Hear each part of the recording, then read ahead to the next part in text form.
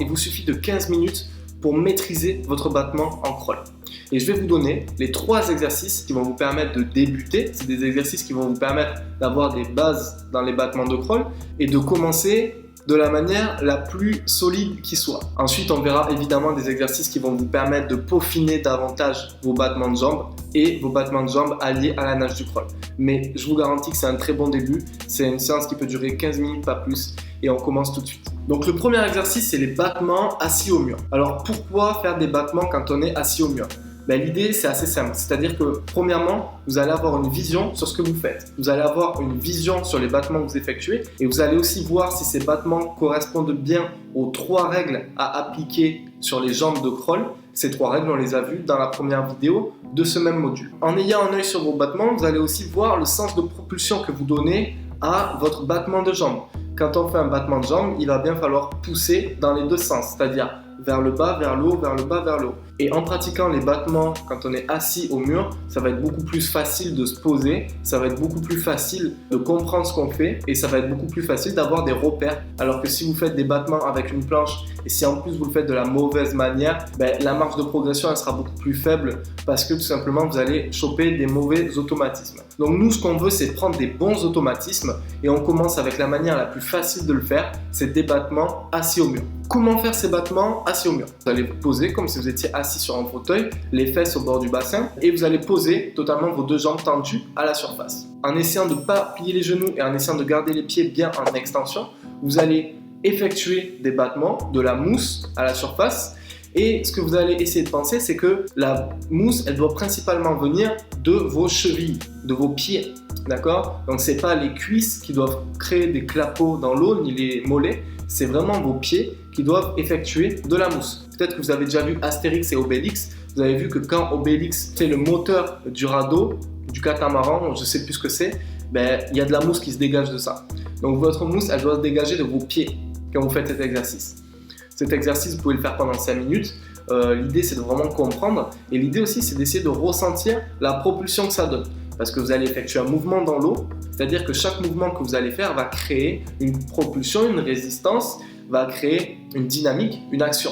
Donc ça va être important de la ressentir. Le deuxième exercice qu'on va faire, c'est les battements à la verticale. Donc vous devez trouver un bassin où vous allez aller en grande profondeur. Ça va être un exercice qu'on va faire de manière statique, c'est-à-dire qu'on ne va pas bouger, on ne va pas faire de longueur. Et c'est un exercice qu'on peut faire à tout niveau. Simplement, les battements à la verticale, comme je vous ai dit tout à l'heure, il va falloir que vous soyez totalement droit. L'idée, c'est d'avoir un bon alignement entre vos oreilles, vos épaules, votre bassin et vos mouvements de jambes. Ça va nous permettre de bien comprendre que le battement, ça va dans les 2 sens. Donc vous poussez vers le haut, vers le bas, d'accord ? Comme les animaux marins. Le dauphin, quand il fait des ondulations, il va dans ce sens et dans ce sens. La caméra, dans ce sens et dans ce sens.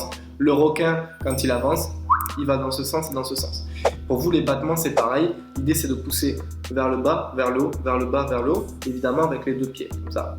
Donc ça, déjà, c'est un des avantages principaux de cet exercice-là. C'est pour ça qu'il est génial, parce que vous avez une nouvelle position dans l'eau, une position que vous ne connaissez pas, et de ce fait, ça vous permet de tester la direction de vos battements. Pour cet exercice, essayez de bien gainer vos abdos, essayez de bien avoir les hanches vers l'avant, d'être bien aligné, essayez de ne pas trop plier les genoux, ou même pas plier les genoux du tout, essayez d'être bien en extension, et c'est maintenant que vous pouvez essayer d'ajouter un petit roulis de hanche à chaque battement, pour essayer de faire partir vos battements des hanches. Ça, c'est très important. Vous pouvez faire des séries de 20 à 45 secondes avec cet exercice-là. Vous pouvez faire typiquement 5 fois 20 secondes et 30 secondes de récup entre chaque 20 secondes. Si ça va, vous pouvez faire 5 fois 30 secondes et 30 secondes de récup entre chaque répétition. Ou vous pouvez faire 5 fois 45 secondes et 30 secondes de récup entre chaque répétition. Le troisième exercice, c'est les battements de jambes sur le dos.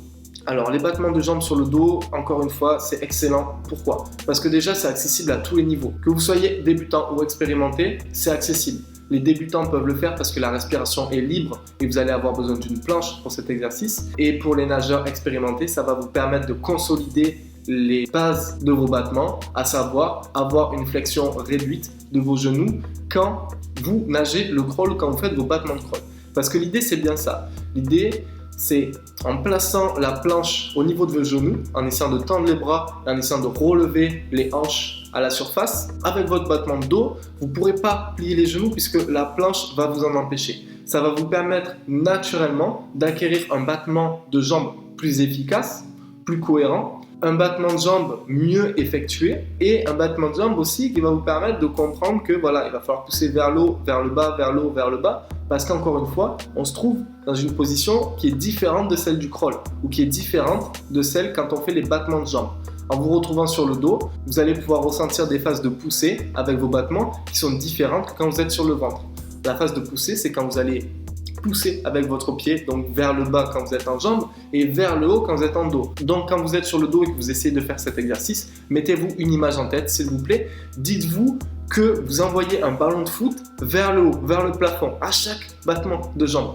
Donc vous poussez vers le haut comme si vous envoyiez un ballon de foot avec la jambe tendue, donc un vrai tir, un vrai shoot. Et ensuite, vous allez pousser vers le bas pour finir votre battement. Le battement, ça va dans les deux sens. Mais vous inquiétez pas, une vidéo arrive pour mieux illustrer ce fameux concept de pousser dans les deux sens avec vos battements de jambes. En tout cas, on vient de voir 3 exercices super efficaces à répéter régulièrement qui peuvent vous prendre 15 minutes. Donc, il vous suffit de réserver une séance de 15 minutes pour comprendre totalement le battement des jambes. Si vous êtes capable de nager 100 mètres sans aucun état de fatigue, vous serez capable de nager 400 mètres sans aucun état de fatigue. Et après, si vous arrivez à nager 400 mètres, qu'est-ce qui vous empêche de faire 1500 mètres? Si ce n'est